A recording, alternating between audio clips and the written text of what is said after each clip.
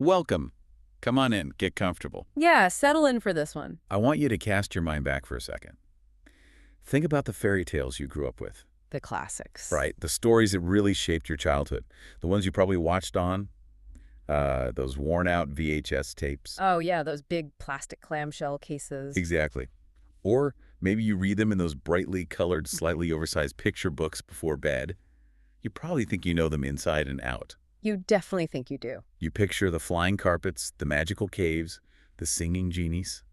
Well, today, we're going to take you on a journey that is going to completely, utterly shatter your childhood understanding of the world's most famous fairy tales. Because the versions sitting on those childhood VHS tapes, they're actually the end result of centuries of mutation, mistranslation, and in some cases, well, outright literary theft. Yeah, we are looking at the tip of a very complex, very surprising iceberg today. A massive iceberg. So our mission today for this deep dive into the source material is to pull back the curtain on that iceberg. We're going to explore the true, surprising origins and the truly global impact of the 1001 Nights. Which you might also know as the Arabian Nights. Right. And we are going to focus specifically on the two biggest heavy hitters in that entire collection. We're talking about Aladdin and Ali Baba and the 40 Thieves. The big ones. The huge ones. We're going to completely deconstruct them for you. Strip away the Disney polish and look at the gritty, fascinating reality underneath. But doing that properly requires a really solid foundation of evidence, because the history of these texts is, honestly, it's a labyrinth. It really is. We're not just looking at a single book published in a single year. It's so much bigger than that. Which is why we have an incredible stack of sources for this deep dive. We're pulling from a rich collection of historical and literary encyclopedic entries that trace the very confusing origins of these specific tales. Super helpful for the timeline. Definitely. We also have a fascinating academic paper that explores how these stories were translated and adapted into Tamil. Which completely transformed the literary landscape in South India. Yeah, a connection that might seem a bit random right now, but I promise you it will make perfect sense shortly. It's one of the best parts of the story. And crucially, we are drawing heavily on insights from modern literary criticism. Specifically, Paulo Limo's phenomenal book, Marvelous Thieves. Such a good book. It acts like a literal crime scene investigation into who actually wrote these stories. That specific book is a fantastic anchor for our material today because it forces us to reconsider the whole concept of authorship. It spans centuries and continents. It really highlights how stories travel across borders, and this is key, how the people who originally tell them often get completely erased from history. Absolutely erased. Right. But before we get to the salons of Paris, or the mythological idea of China, or the printing presses of Tamil Nadu, we really need to set the stage for you. We need to ground ourselves in the original frame story of the 1001 Nights. Because this isn't just some random anthology of whimsical tales thrown into a single binding. The setup for these stories is incredibly tragic and, quite frankly, bloody. Very bloody. It's the ultimate high-stakes narrative. The highest. The entire collection is framed by a story of profound betrayal and serial murder. To understand why these stories are being told, you have to understand the psychological state of the man listening to them. Right. Let's introduce King Shahryar. The text describes him as a powerful Persian Sassanid king. For those of you who might be rusty on your ancient empires, the Sassanid Empire was this massive, dominant force in the region before the rise of Islam. Stretching across modern-day Iran, Iraq, and beyond. So Shahryar isn't just a local ruler. He is a man of unimaginable, unchecked power. But his personal life completely unravels when he is brutally betrayed by his wife. She is unfaithful to him with a palace slave. And to make matters worse, this exact same trauma literally just happened to his younger brother Shah Zaman, who is the Sultan of Samarkand. The parallelism there is deliberate.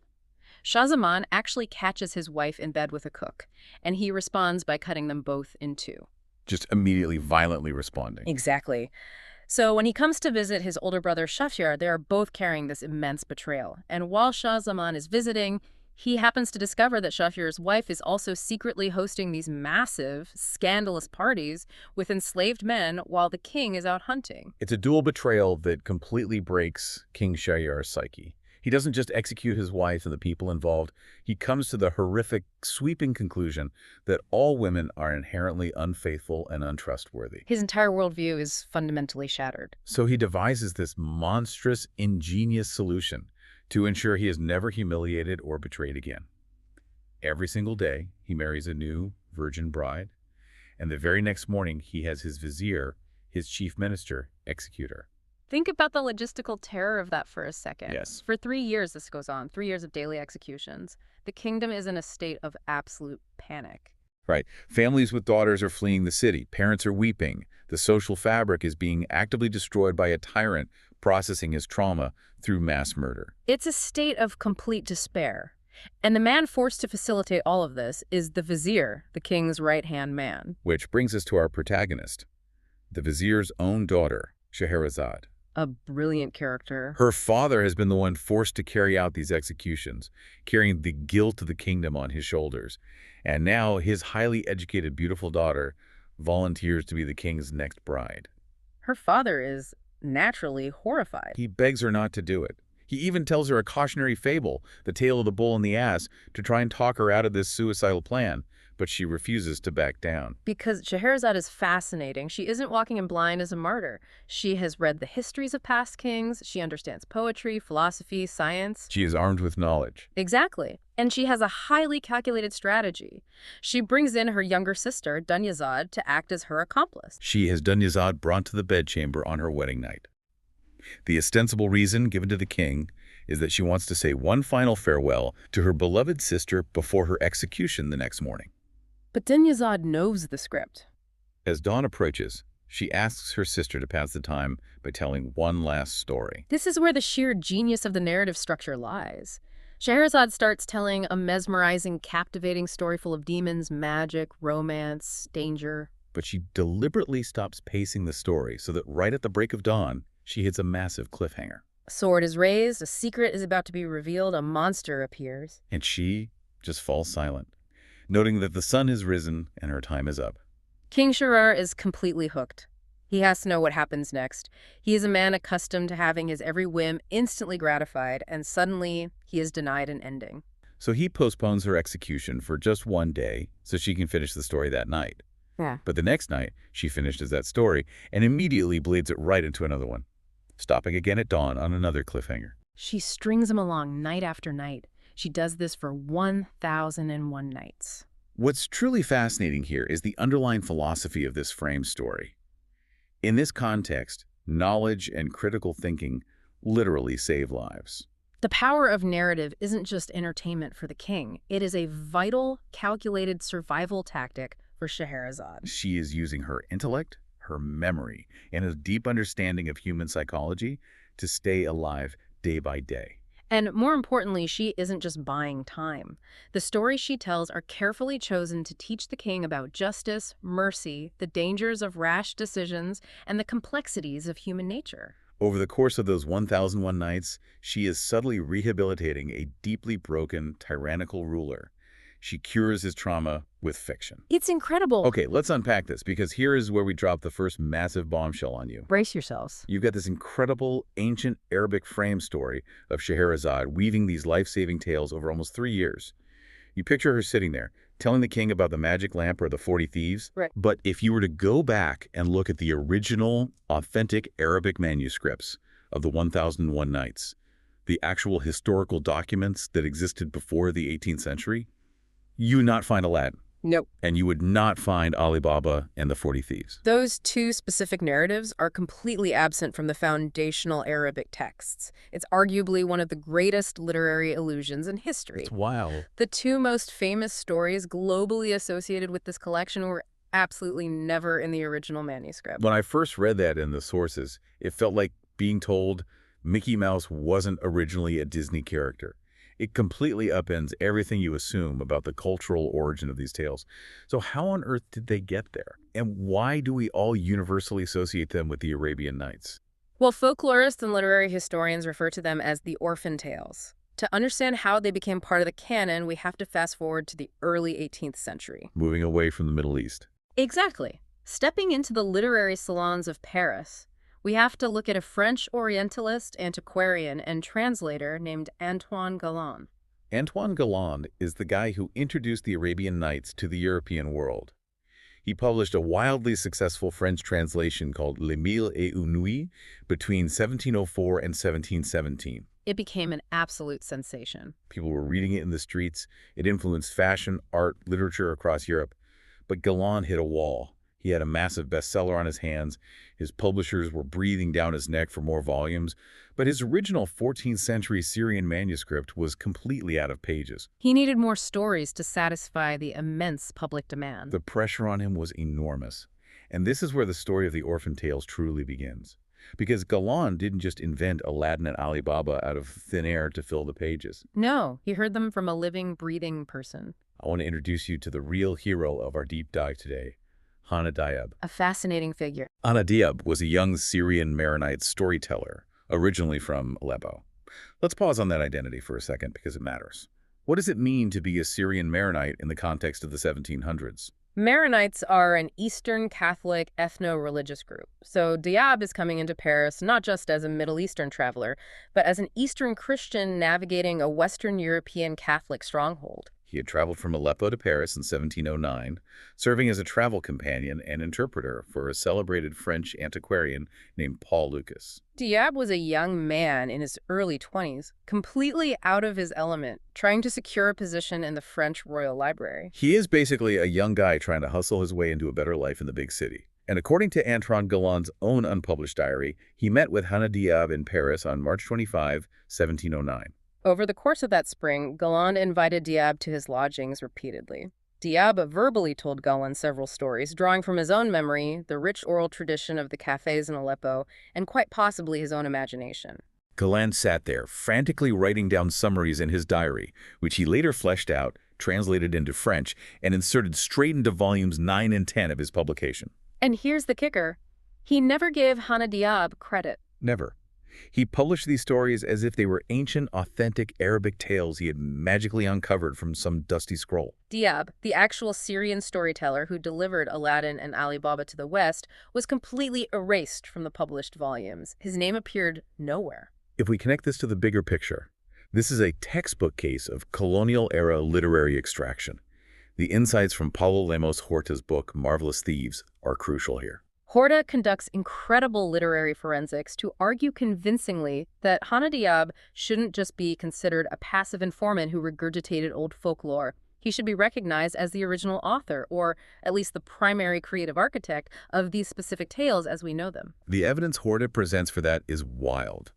Scholars have actually found striking, undeniable parallels between Diyab's own real-life autobiography, which was discovered centuries later in the Vatican Library, and the fictional story of Aladdin.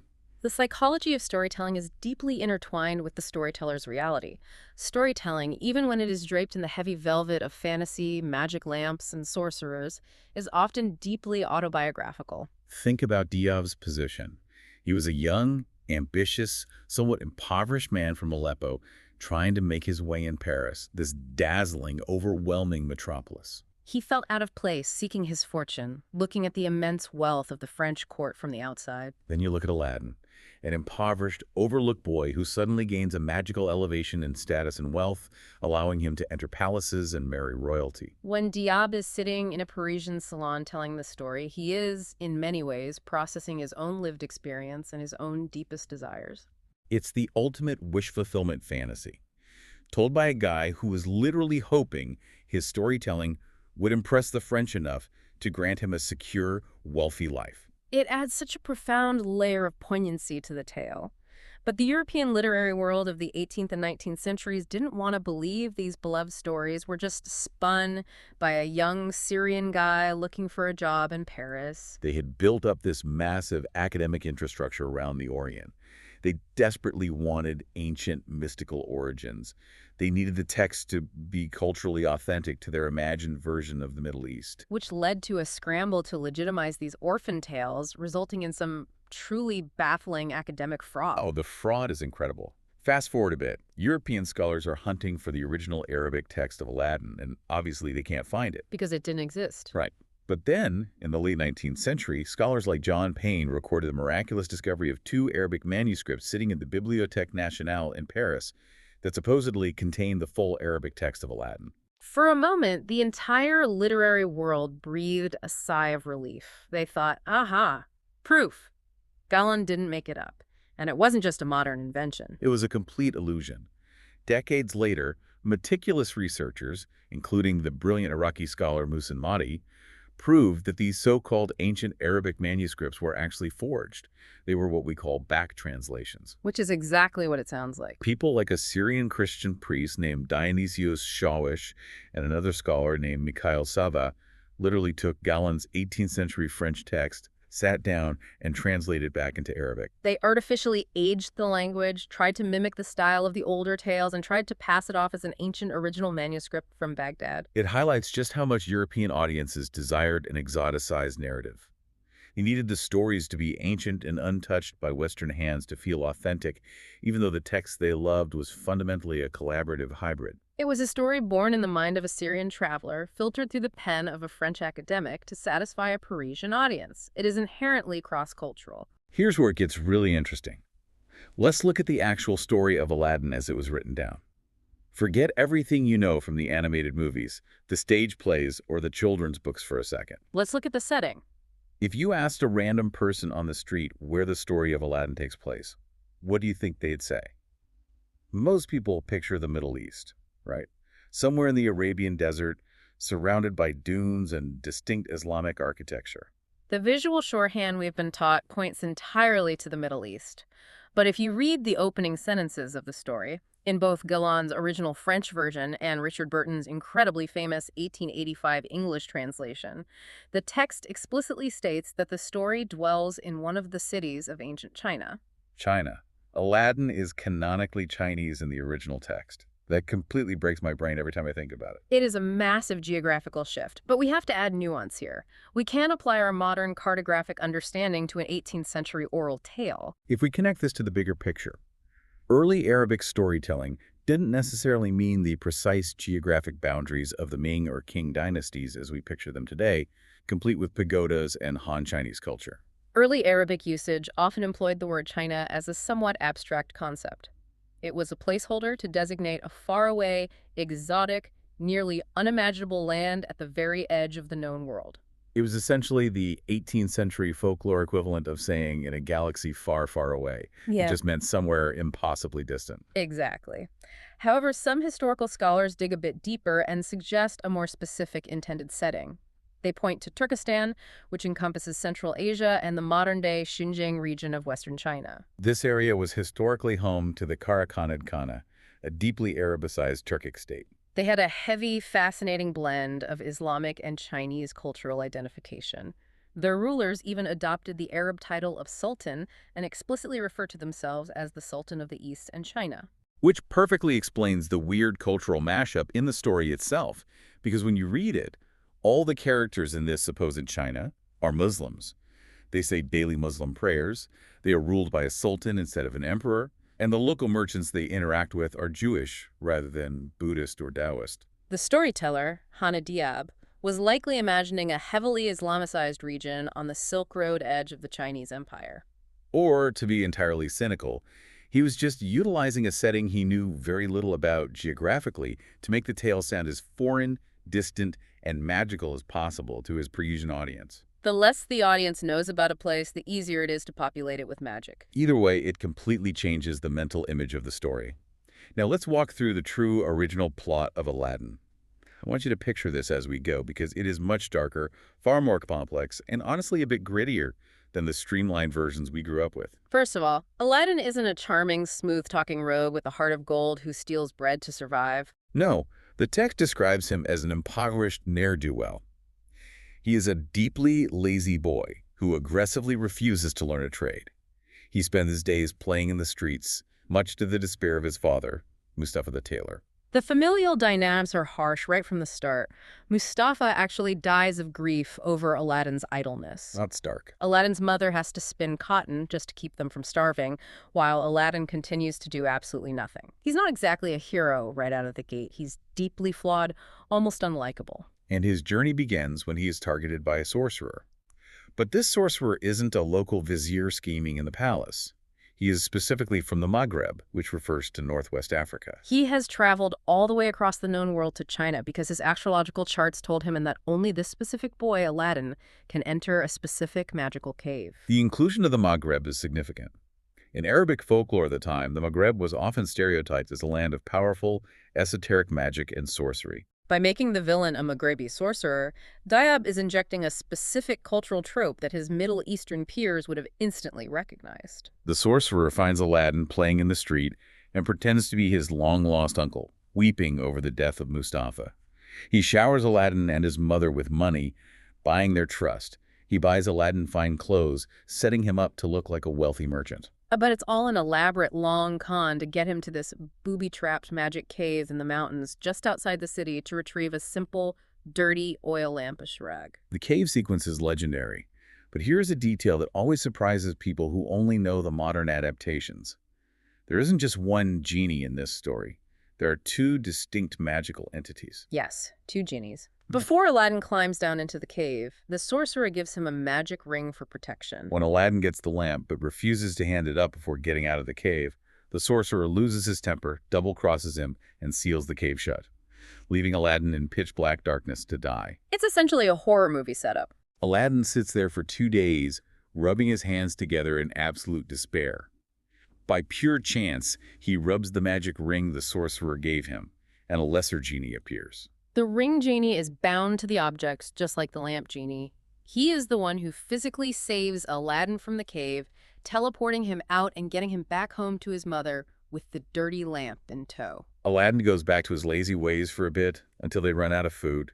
His mother decides to clean the dirty oil lamp so they can sell it at the market. She starts scrubbing it, and boom, the second, far more physically imposing and powerful genie of the lamp appears. It's interesting how the magic is tiered. The lamp genie is significantly more powerful, capable of vast reality-warping feats, while the ring genie is more limited in scope. The lamp genie makes Aladdin incredibly rich. He summons feasts on silver platters, which Aladdin then sells to a Jewish merchant. Once he has enough wealth to act like a prince, he decides he wants to marry the Sultan's daughter. Her name is Princess Badroulbadour. It's a remarkably beautiful name. In Arabic, Badroulbadour translates to full moon of full moons. In classic Arabic literature and poetry, the full moon is the ultimate recurring metaphor for female beauty. It signifies brightness, perfection, and guidance in the dark. But she has already arranged to marry the vizier's son. Aladdin does not handle this with charm or diplomacy. He literally uses the lamp genie to magically kidnap the newlyweds out of their bed on their wedding night. He has the genie lock the groom in a freezing cold bathroom all night while Aladdin sleeps next to the terrified princess with a sword between them. He does this for nights on end until the groom is so traumatized he begs for a divorce. It is wild, aggressive behavior. But it works. He gets the girl, gets the genie to build a palace more magnificent than the Sultan's right across the street, and everything is great. Until the sorcerer back in the Maghreb decides to check his astrological charts, realizes Aladdin didn't die in the cave, and discovers this mysterious new prince in China. This leads to one of the most famous, brilliant cons in literary history. The sorcerer travels all the way back to China, waits until Aladdin is out on a hunting trip, and buys a basket full of shiny new brass lamps.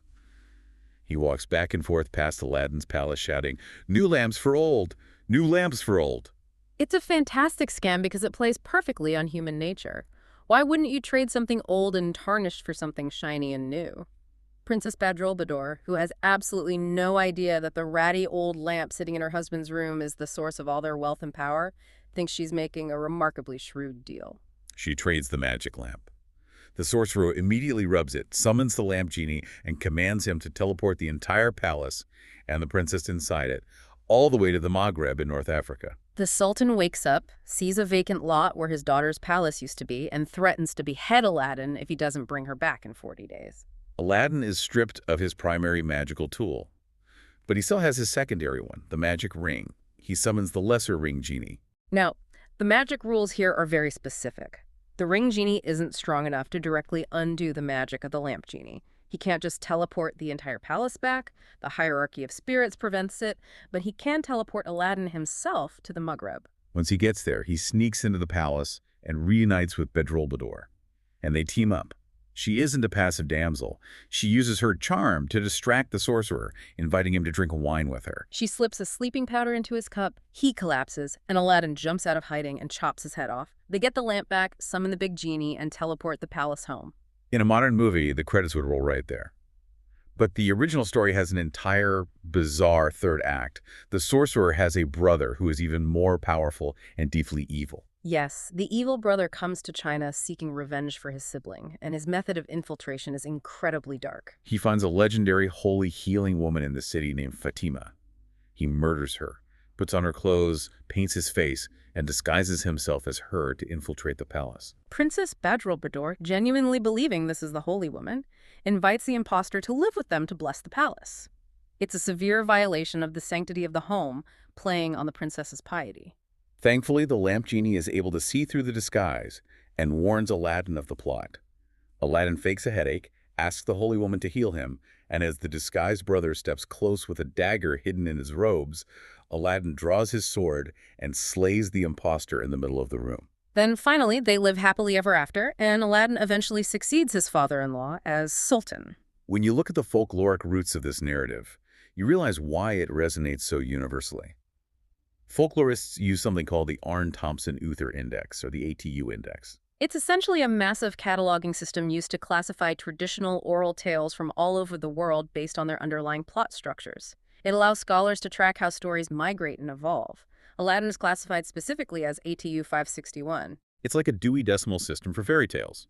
It proves that humans all over the world, separated by oceans and mountains, have been telling variations of the exact same stories for millennia. Precisely, ATU 561 is titled Aladdin, but it is grouped right next to ATU 560, which is the magic ring, and ATU 562, which is the spirit in the blue light, a famous Hans Christian Andersen tale. All of these stories deal with a very specific set of circumstances. A down-on-his-luck, impoverished boy or discharged soldier finds a magical object that grants wishes. He gains massive wealth and a royal bride. He then loses the object to a cunning thief, loses everything, and has to rely on his own ingenuity and a second, lesser magical object to get it back. It's a universal human archetype. It speaks to our fantasies of sudden, unearned wealth, our fear of losing it, and the ultimate realization that ingenuity is required to maintain one's status. That concept of ingenuity is a perfect bridge to our next story, which is completely defined by intelligence, strategy, and sheer ruthlessness. Let's move from the abstract China to the deserts of Persia and talk about Ali Baba and the 40 Thieves. This is another of Hanna Diyab's orphan tales, inserted into the Nights by Galland. And much like Aladdin, the culturally sanitized version we hold in our modern memory misses the true brilliance and the true protagonist of the original text. Let's lay out the setup. We are in a city in Persia. We have two brothers, the sons of a merchant. Qasim is the older brother. He marries a wealthy woman, takes over their father's shop, and lives a life of greedy luxury. Ali Baba is the younger brother. He marries a poor woman, inherits nothing, and becomes a humble woodcutter, taking 3 donkeys into the forest every day just to chop wood and scrape by. One day, while in the forest, Ali Baba hears the rumble of horses. He hides in a tree and watches the band of 40 heavily armed thieves arrive at a sheer rock face. The captain steps forward and shouts a phrase to magically unseal a hidden cave. Open sesame.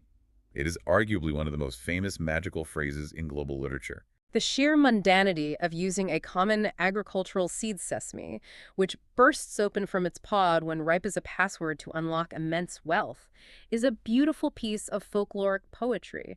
It seals itself with the equally famous close sesame. Ali Baba watches them go in, watches them come out, and waits until they ride away. He climbs down, walks up to the rock, and says, "Open sesame." The rock door swings open, and he steps into a cavern filled with centuries of stolen gold, silver, and jewels. Now, Ali Baba doesn't take everything. He takes just a single, modest bag of gold coins, enough to ease his family's suffering.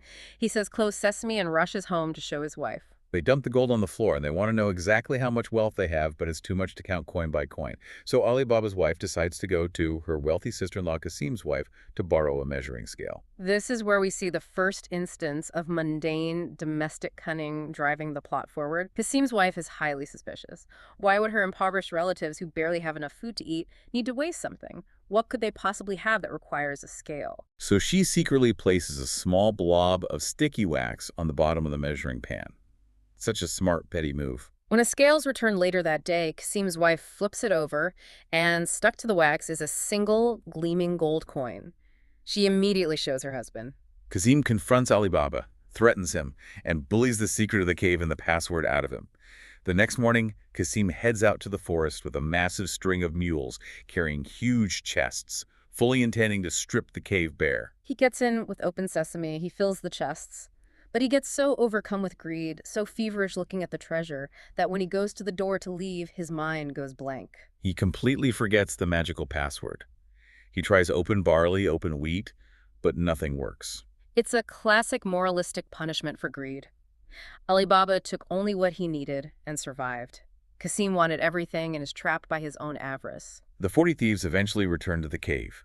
They see the mules outside, realize someone is inside, and they burst in. They find Kasim, and they don't just kill him in a sword fight. They quarter him. They hack his body into 4 pieces and hang those pieces just inside the entrance of the cave as a gruesome, terrifying warning to anyone else who might know their secret. It is a stark reminder of the brutality inherent in these original oral folktales. The stakes are literal life and death. When Kasim doesn't come home, his wife begs Ali Baba to go look for him. Ali Baba goes to the cave, finds the mutilated body of his brother, and brings the pieces home in absolute shaking terror. And this is where the dynamic of the story completely shifts. Because Ali Baba doesn't solve this problem, he is paralyzed with fear. Kasim's wealthy wife doesn't solve it either. The true hero of the story steps forward out of the background, and her name is Morgiana. Morgiana is a phenomenal character. She's a clever slave girl who works in Kasim's household, and once she assesses the situation and takes the reins, Ali Baba essentially becomes a bumbling background character in his own titular story. I passionately argue that Ali Baba is not the hero of this deep dive. Morgiana is an absolute mastermind. She instantly realizes that if the town finds out Kasim was murdered in a magical cave, the thieves will track them down, or the authorities will arrest them for having stolen gold. The secret has to be kept. Her masterclass in strategy begins with faking Kasim's natural death. Over several days, she goes to the local apothecary, buying increasingly strong medicines, weeping in the street that her master Kasim is deathly ill. So when the house finally goes into formal mourning, the whole town just assumes he succumbed to a fever. It controls the narrative perfectly, but she still has the intensely practical grisly problem of a quartered corpse that needs a proper Islamic burial without raising suspicion from whoever washes the body. Right. You can't just hand 4 separate pieces of a guy to an undertaker. So Morgiana finds an old, highly skilled tailor in the market named Baba Mustafa. She offers him a gold coin to do a secret job, but she blindfolds him right there in the street before leading him through the twisting alleys to Kasim's house. She takes him to the basement, takes off the blindfold, and pays him to sew Kasim's body back together in the dead of night. Once he is done, she blindfolds him again and leads him all the way back to his shop. Baba Mustafa does the job perfectly, but he has absolutely no idea whose house he was in. It's brilliant compartmentalization of information. But the thieves aren't stupid either. They return to the cave, realize the quartered body is gone, and realize someone else in the city knows their secret. They start hunting. They send one thief into town, and by pure chance, he bumps into Baba Mustafa. The tailor brags about how good his eyesight is, claiming he just sewed a corpse together in the dark. The thief immediately pays the tailor to let himself be blindfolded again and try to retrace his steps by feel and memory. And terrifyingly, it works. Blindfolded Baba Mustafa stumbles his way through the streets, feeling the turns, until he stops right in front of Kasim's house, which Ali Baba has now moved into. The thief tells the tailor to leave, and then he takes a piece of white chalk and marks Ali Baba's door, planning to return that night with the whole gang of 40 men to slaughter everyone inside. This is a classic suspense setup. Morgiana goes out to run an errand, comes back, and notices the faint white chalk mark on the door. She doesn't know exactly what it means, but she knows it's a threat. Does she rub it off? No.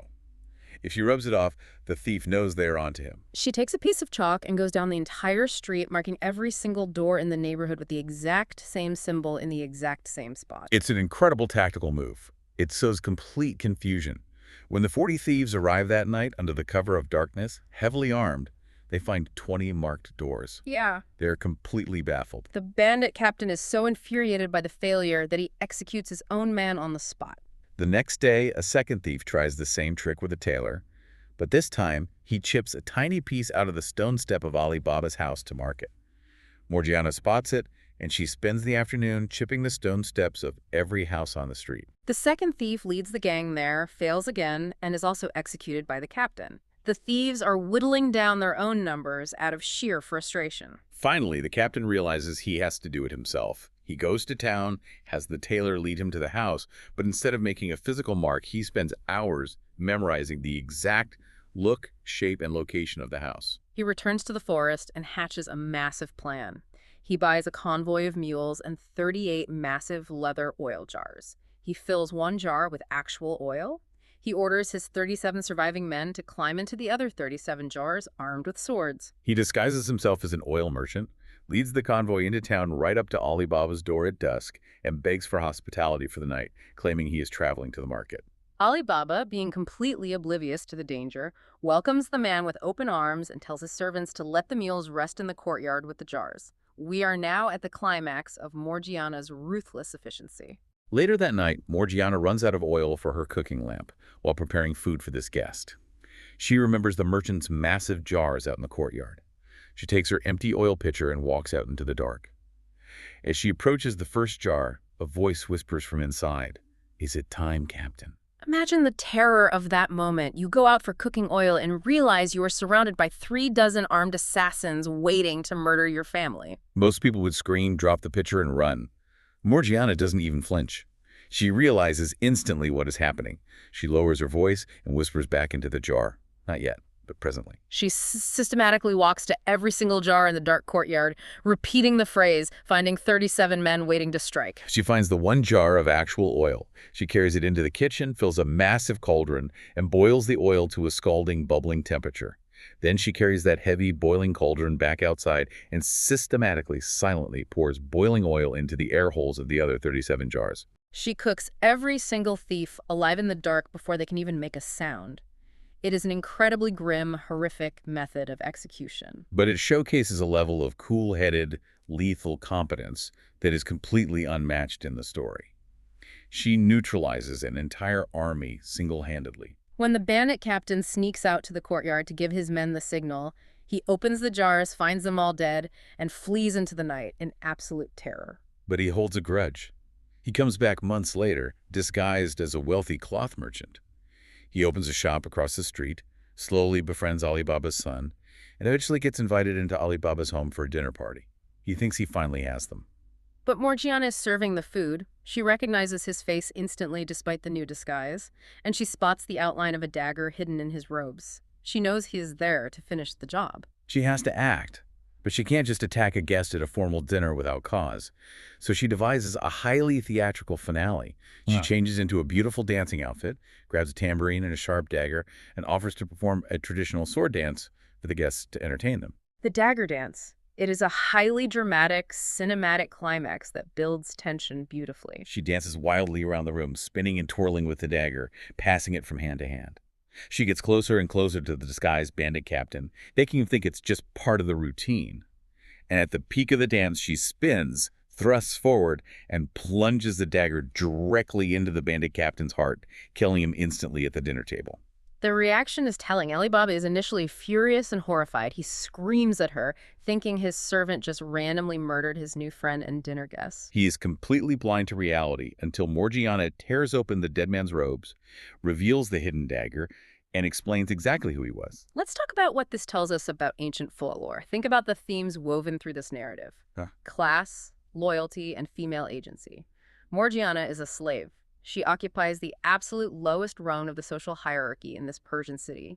She owns nothing. Yet she is the only truly competent, decisive, and intelligent character in the entire narrative.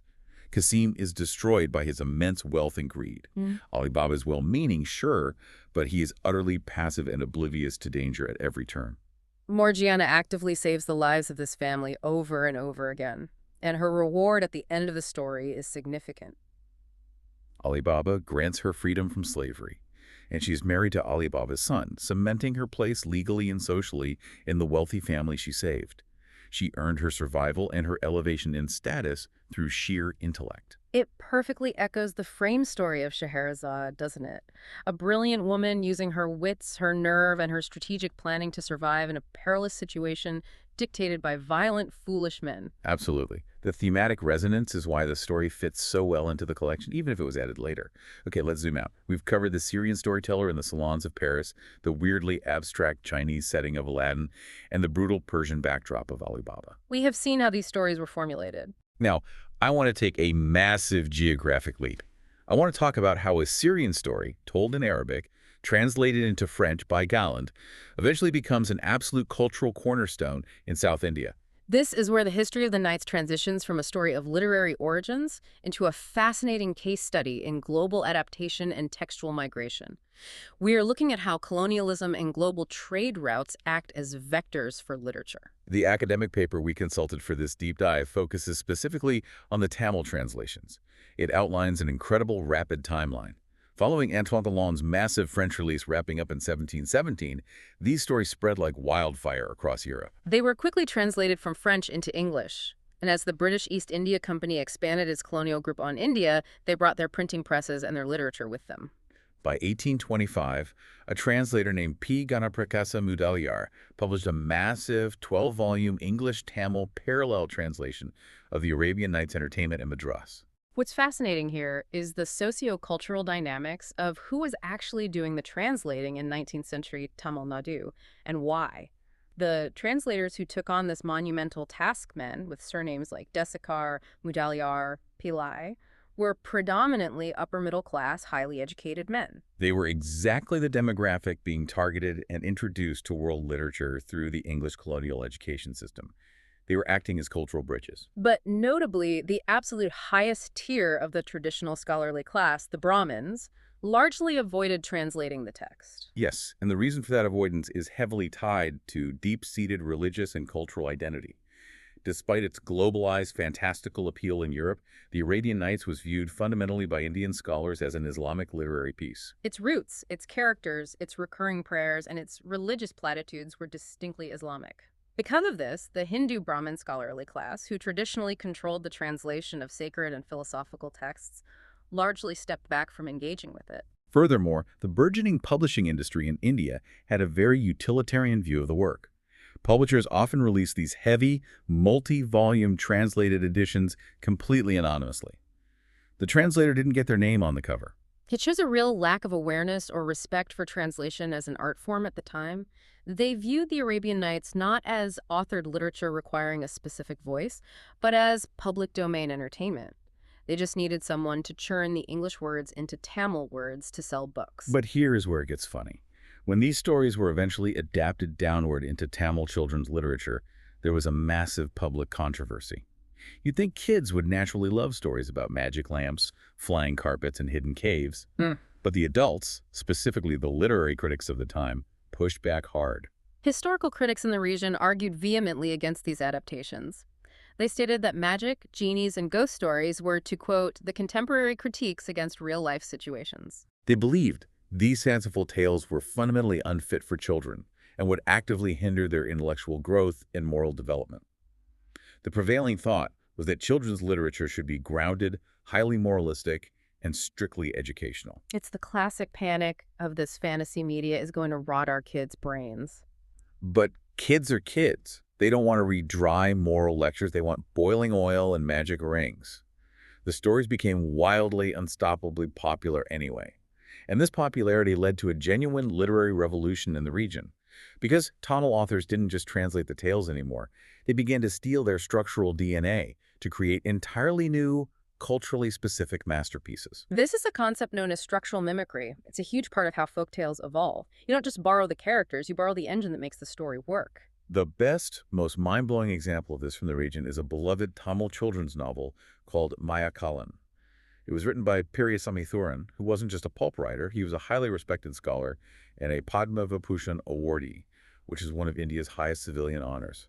Maya Collin perfectly replicates the story within a story-nested structure of the 1001 Nights.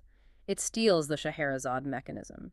It takes that mechanism of survival storytelling and applies it to a completely different quest, deeply rooted in Indian philosophical concepts.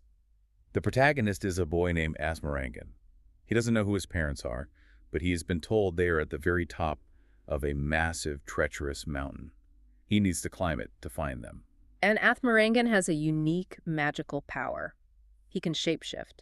But as he climbs this mountain, he is stopped by a powerful, terrifying necromancer named Maya Collin. And here is where the negotiation, the life-or-death storytelling deal, perfectly mirrors the original frame story of Shahryar and Scheherazade. They make a deal. My column, The Necromancer, will tell Athmarangan stories. If Athmarangan can stay awake and listen through the whole story, he will be allowed to continue climbing up the mountain. But if he gets bored and falls asleep, the necromancer will throw him all the way back down to the bottom and he'll have to start over. So Athmarangan uses his shape-shifting power to help himself stay awake and experience the complex stories from different perspectives. Over the course of the novel, he takes on 16 incredibly specific new bodies. The sheer variety of these transformations is a testament to the author's creativity, but also to his desire to explore different facets of society and nature. Let me list some of these transformations because they are so vivid. To stay awake, he becomes a blade of grass, a flower, a snake, a coal bird, and a lion. Then he moves into human forms. He becomes a baby, a 12-year-old child, a student, a spinster, a warrior, a landlord, a 40-year-old woman, a modern scientist, an old man, a pious man, and finally, a sannyasi. That final transformation into a sannyasi is crucial. A sannyasi is a Hindu ascetic, someone who has renounced worldly life and material desires to pursue spiritual liberation. By having the protagonist transform into a scientist, then a pious man, and finally a sannyasi, the author is adapting the Arabian Nights formula, which was originally about curing a king's trauma, into a localized Hindu journey of spiritual elevation and enlightenment. And for every single one of those 16 forms, the necromancer tells a new, deeply nested, magical story. It is a brilliant adaptation. So what does this all mean for us today? It shows us that when cultures adopt myths, they don't just photocopy them, they aggressively rewrite them to suit their own values, aesthetics, and moral frameworks. We see this vividly when we look at how these specific stories mutated as they jumped into cinema and modern pop culture in the 20th century. The transition to visual media accelerated this mutation. Let's stick with India for a moment. Tamil cinema put an incredibly unique, culturally specific spin on these tales. The academic paper we reviewed highlights a massive, blockbuster 1956 Tamil film called Alibavam Naraptho Thiratarkalam, which translates to Ali Baba and the 40 Thieves. It starred the legendary actor M.G. Ramachandran, who is a colossal figure in Indian cinema. When you analyze the cultural changes made from the original text for this specific film, they are deeply revealing about the audience's expectations. For instance, in this film, Morgiana is absolutely not a slave. That entire dynamic of enslavement was removed, elevating her social status right from the beginning of the movie to make her a more acceptable heroine. And the romance changes completely. In the original text, Ali Baba giving Morgiana to his son as a reward feels a bit transactional and uncomfortable to modern audiences. In the Tamil film, Ali Baba marries her himself. She becomes the primary romantic lead opposite the massive star playing Ali Baba. Oh, and the older brother, Kasim, rides a magnificent horse instead of a string of donkeys, simply because it looks more cinematic and conveys wealth better on screen. But the most notable, telling change is how they handle the violence. The brutal boiling oil scene, where Morgiana scalds 37 men to death in the dark, was heavily censored. The filmmakers decided it was far too gruesome and dark for a heroic leading lady in a musical adventure film. Instead, the film creates a slapstick, visually dynamic action sequence. Morgiana discovers the thieves in the tins. Instead of boiling them, she physically rolls the massive tins out the back door, down a hill, and dumps them into running water to wash the thieves away. It completely changes the tone from a dark psychological folktale to a bright action-adventure comedy. And it's not just Indian cinema doing this. Western adaptations did the exact same thing. They sanitized and culturally adjusted the stories. If you look at the United Kingdom, the story of Aladdin has been a staple of stage pantomimes for over 200 years. If you don't know what a British pantomime is, it's this wild musical comedy stage production usually put on around Christmas. And they introduced a deeply British comedic element to the Syrian tale, Widow Twankey. Widow Twankey is a fascinating addition. She is traditionally a pantomime dame, a comedic role played by a male actor in elaborate drag, acting as Aladdin's loud, overbearing, working-class mother who runs a laundromat. It's a highly localized, deeply British cultural injection that obviously has absolutely nothing to do with Hanna Diyab's original narrative about Mustafa the Tailor. Pantomimes also frequently mash the stories together, dropping Ali Baba's 40 Thieves right into the middle of the Aladdin plot just for the sheer stage spectacle of it. But the biggest mutation of all, the one that defines the story for 99% of the world today, is the Disney machine. The 1992 animated film is an absolute masterclass in taking messy, complex, culturally specific, often dark folklore, and streamlining it into a tight 90-minute hero's journey. Disney's adaptation required massive simplification of the source material to work for a global audience of children. Think about the villains. In the original text, you have the Maghreb sorcerer who tricks Aladdin, and you also have the corrupt vizier of the Sultan who's trying to marry his son to the princess. Disney merges them into a single, iconic, highly efficient antagonist, Jafar. He is both the sorcerer seeking the lamp and the vizier plotting for the throne. It makes total sense for screenwriting. Why have two bad guys when one can do both jobs better? They also radically simplified the magic system. Having two genies, a ring genie and a lamp genie, is confusing for a 90-minute movie, so a powerful wish-granting lamp genie stays, obviously, and he's voiced by Robin Williams. But they turn the lesser ring genie into a silent, sentient magic carpet. It serves the exact same narrative function. It saves Aladdin from the cave when it collapses, and it provides magical transportation. But visually, it's distinct, it doesn't talk, and it's much easier for a kid to understand. They also changed the princess's name from the poetic, but perhaps difficult for Western audiences to easily pronounce, Badroulbadour, to Jasmine. And most significantly, they moved the setting entirely from the abstract China to the fictional, explicitly Arabian city of Agrabah. They sanded down the rough edges. They made Aladdin a lovable street rat who steals only to survive and gives bread to orphans instead of a lazy kid who drove his dad to an early grave. And by doing so, they created a billion-dollar media empire. But the echoes of these stories don't just stop at movies and stage plays. They pop up in the most unexpected, deeply embedded corners of modern life. I want to rapidly fire off just how deeply these specific tales have penetrated our reality. The cultural footprint goes far beyond children's entertainment. Let's start with gambling. In Japan, there is a massive franchise of Aladdin-themed pachinko machines. Pachinko is that loud, bright, arcade-style pinball gambling game.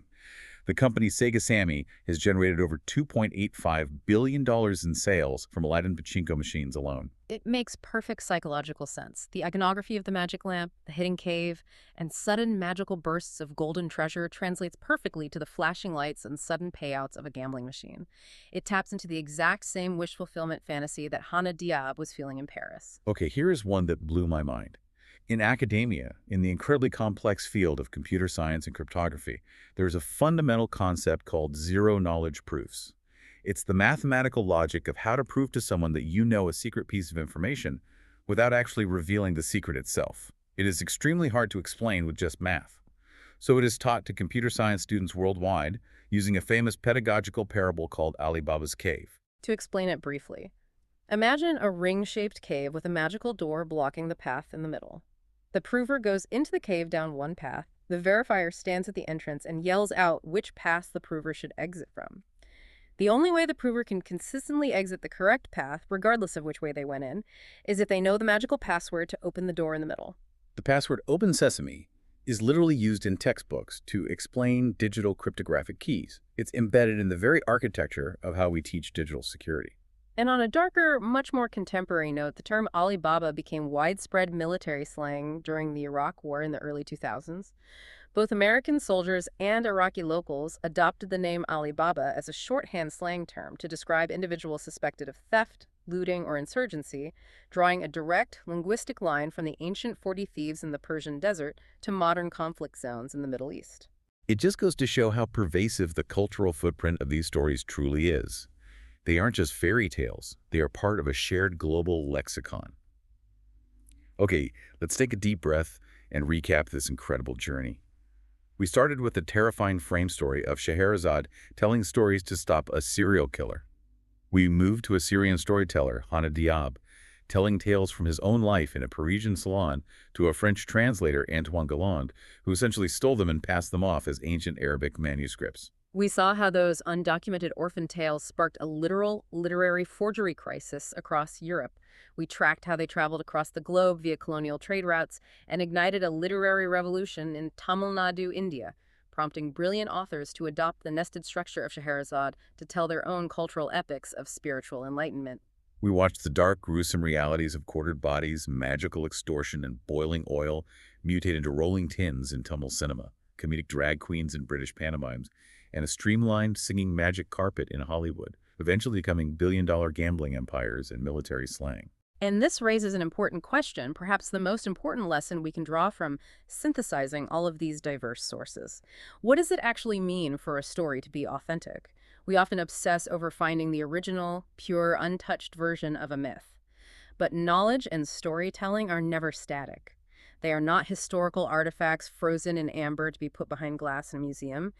They are living, breathing organisms. Every single time a culture adopts a story, they inject their own morals, their own fears, and their own societal structures into it. Whether that means censoring a brutal execution to fit a romantic leading lady, or turning an abstract Silk Road china into the fictional Agrabah to meet audience expectations. These adaptations aren't corruptions of the text. They are proof that the text is alive and functioning as it was designed to. It is the ultimate survival tactic. Scheherazade told stories to stay alive for 1001 nights. But by constantly adapting, mutating, and changing to fit the needs and the desires of whoever is listening, these stories have managed to stay alive for hundreds of years. So I want to leave you with a final, lingering thought to mull over on your own as you go about your day. When a story is born in the mind of a Syrian traveler, written down in France, set in an imaginary China, translated into Tamil, and animated in America, whose culture does that story actually belong to? Next time you sit down and share a beloved childhood story with someone, ask yourself, who originally told it? What parts have been scrubbed away? And what parts of you are you secretly adding to it to make it your own? Truly fascinating question to end on. Thank you for joining us on this deep dive into the source material. We'll catch you next time.